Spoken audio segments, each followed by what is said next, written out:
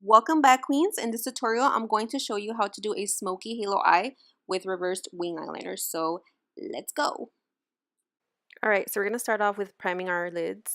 And I like to use the Estee Lauder Double Wear Concealer, as you guys know. And I'm just going to put that all over my lids. And you can blend that with either a brush or your finger. I like to use both, but at first I like to apply it with my brush, and then I like to blend the rest with my finger. But since I have nails right now, it's a little bit more less complicated to just do it at the end. But usually I'll start since the beginning with my finger and I'll just blend it like that. But as of right now, the brush is the best technique right now for me since my nails are very long. And you could apply as much concealer you want as you want. I'm applying a little bit more just because I feel like I needed some on that eye.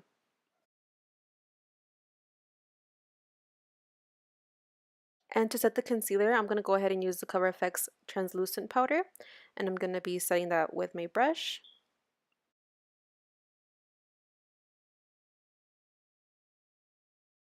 Okay, so I'm going to start out with the Nubian palette, and I'm going to use like this orangey peachy shade. And it's very important that you start with a transition shade because this is a halo eyeshadow makeup look, and what you're trying to do is trying to work with lighter shades, and as you start getting more closer to the lid, that's when you're going to darken it up.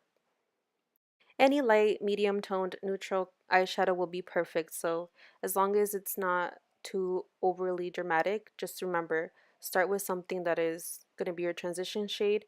That way when you start darkening it up, it doesn't all look super harsh. So I'm just going to be blending that transition shade all over my crease as I'm doing right here.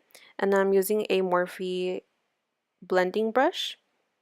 I think it's in the number M504, if I'm not wrong. And fun fact about this look, I actually learned how to create it in I Love Sarai's makeup seminar here in LA. It was her actually first one that she ever did. And she taught this specific technique. And hers was a little bit more smokier. It was a lot more darker. And she put like a gold pigment in the center of the lids. And oh my god, it was so beautiful. I got home and I was like, I'm definitely trying this look. And after that, like, I think because I was there when she was doing it, I literally picked up and learned how to do it really quick.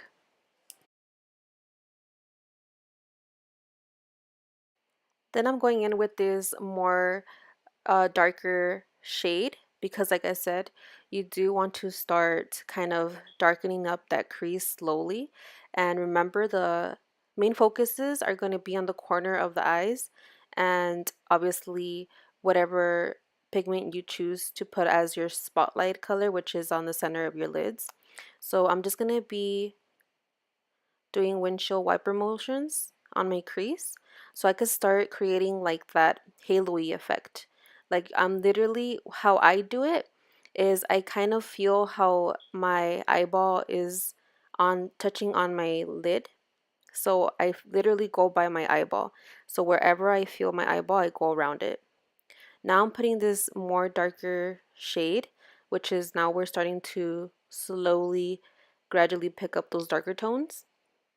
And I'm doing the same thing, but this time I picked up a more denser blending brush so it doesn't go all over my crease. So we're just going to be doing those windshield wiper motions around the eyelid to create that halo-y effect.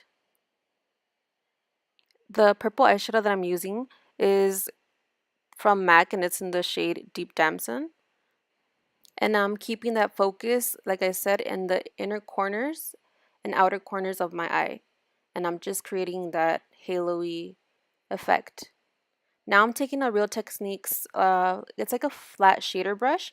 And like I said, you want to make sure that you're darkening up the corners of your eyes and focusing into that halo look. So I'm going to be doing that and focusing on the inner and outer corners, and make sure that you don't put any product on the center of your lids because that's where you're going to make that eye look stand out and pop with that pigment that or glitter, whatever it is that you guys are using, but you're going to place that in the center of your eyelids. I've probably done this eyeshadow look for like a good 3 times and I fall in love with it every single time.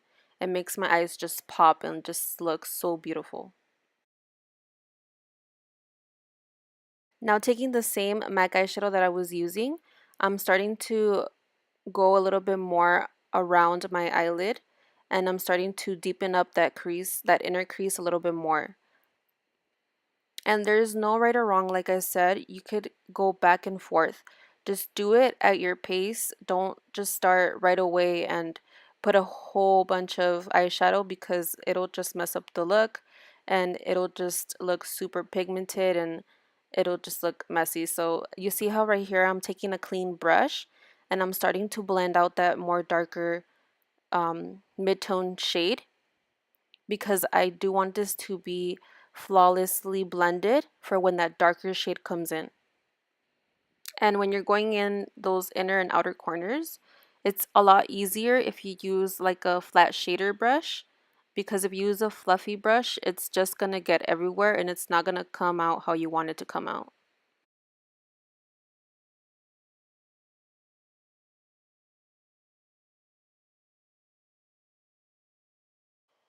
Now we're really going to darken up that inner corner and outer corners, and I'm using like a very deep dark purple color. And it's from Mecca as well, but I don't remember what the name was called. I'm so sorry. But if you're trying to recreate this look, any deep purple shade will be perfectly fine. And as soon as you start darkening up the corners, you start building it up towards your crease, the inner crease, not the outer crease. And as you guys can see right here, you could already tell that it's starting to darken up, but then blend it with a clean brush. With a clean fluffy brush, start blending it. Don't blend it with anything that has product because you want to create that seamless eyeshadow halo makeup look. You don't want it to have product and then it'll just add way more product than it should have. And as you guys saw here, I'm going to be using my MAC Mixing Medium for the center of my lids. And I'm just applying it on the center. And I'm going to use Makeup Geek Afterglow Pigment to make those inner lids pop, or center of the lids pop.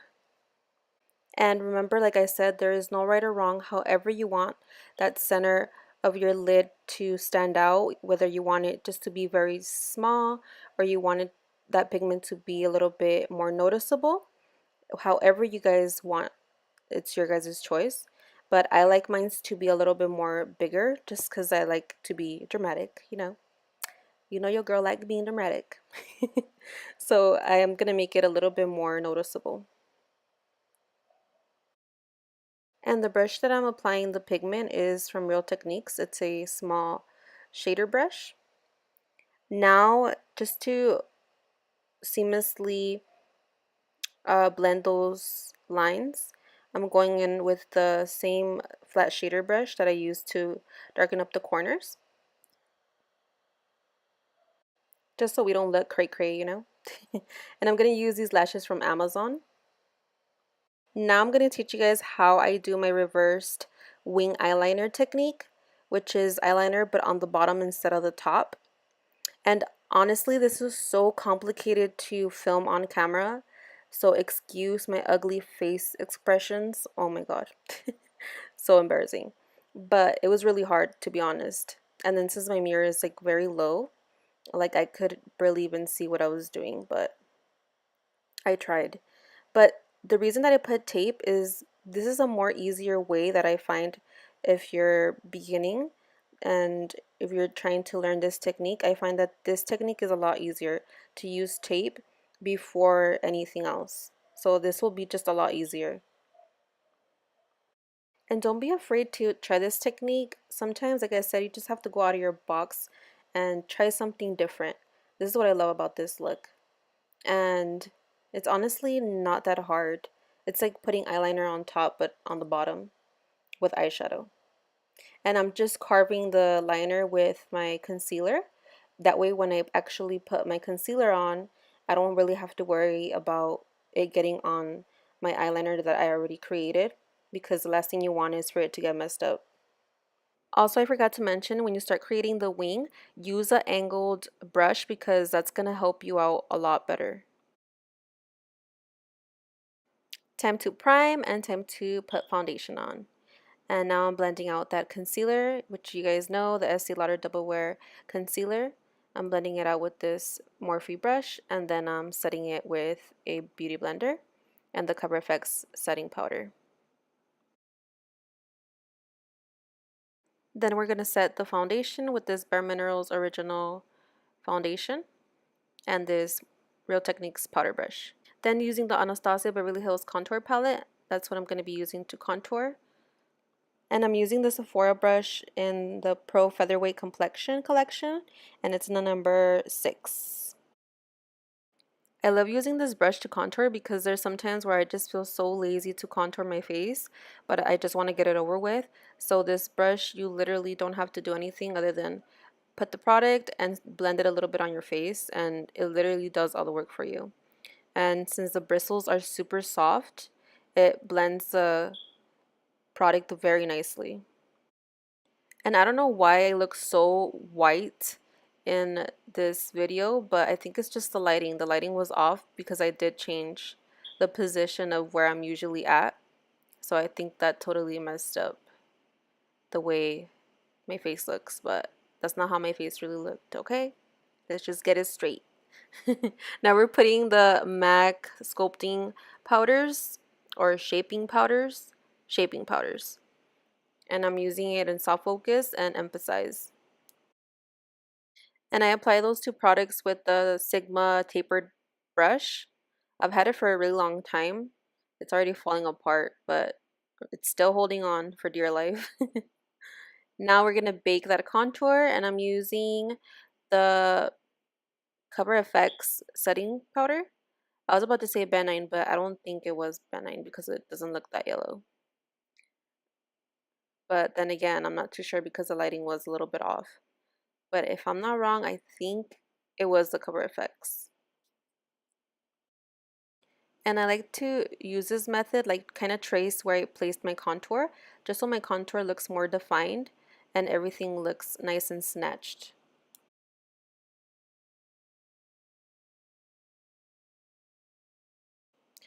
Now I'm going to be applying some black liner on my waterline just to get that more smoky effect. I don't know if you guys noticed, but I don't use any liner on my waterline. I just don't really like it. And this is the Opal highlighter from Becca, and I'm going to be using that as my highlight.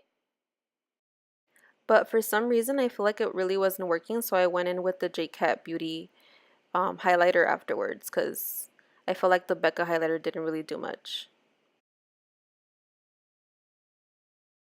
Alright, my beautiful queens, that is it for this tutorial. I hope you guys really enjoyed it. If you did, please give it a thumbs up and also make sure to hit that subscribe button if you haven't already. Thank you guys so much for watching, and until next time, I will see you guys soon. Bye, queens.